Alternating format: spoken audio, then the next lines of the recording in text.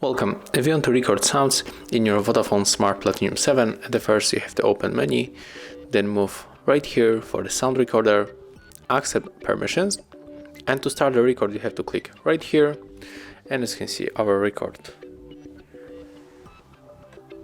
is right now. Let's volume up. Okay, and just finish this record and just check the quality, click save and just play. And as you can see our record. Let's volume up.